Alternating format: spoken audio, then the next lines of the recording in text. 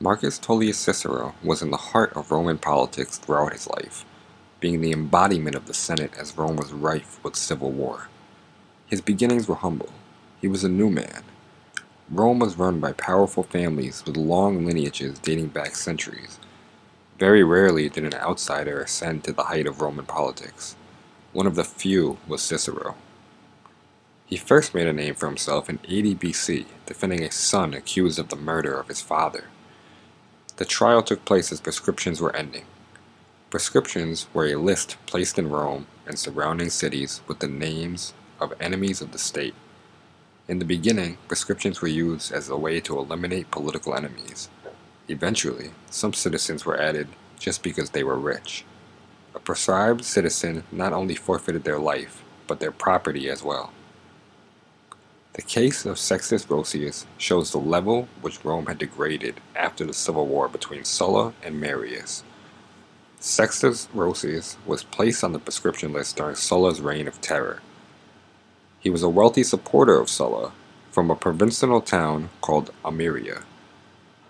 One of Sulla's chief lieutenants, Chrysonasus, had Sextus placed on the list of proscriptions and had him murdered for no reason other than in order to seize his property.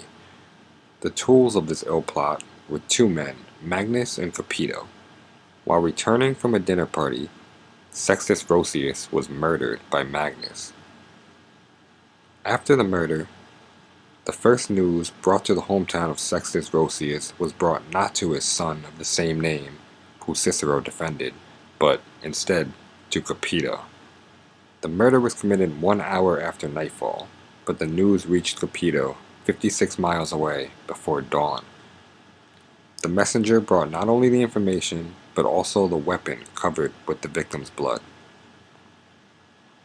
The conspirators then divvied up the dead man's property. 3 of the best farms directly on the Tiber River were given to Capito, and 13 others were bought by Magnus in Chrysonasus' name. Valued at 6 million sestertii, the property was bought for 2,000 sestertii. Nobody was willing to bid against Chrysonasus. Magnus, a formerly poor man, seized the estates of the younger Sextus Roscius as he was grieving, leaving him completely destitute.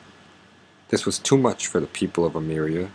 The local council passed a decree calling for its 10 principal members to go appeal to Sulla personally. Their goals were twofold: to rehabilitate the dead man's name and to restore the property of his son. When the commission went to visit Sulla, they were intercepted in his camp by Chrysonasus, who told them he would personally see to it their requests were met. The delegation believed him. Chrysonasus and Capito had no plans to give up their new possessions and continually delayed any action and began to design plans against the young Sextus Roscius' life. At this juncture, young Sextus fled to Rome and was taken in by Cecilia Metella, sister of former consul Metellus Nepos. Another of her relatives was co-consul that current year 80 BC with Sulla. With this connection, the conspirators realized they wouldn't be able to fulfill their assassination plot. They hatched a new plan to accuse the young Sextus of the murder of his father. Cicero, at age 26, took the case because no more experienced advocate would.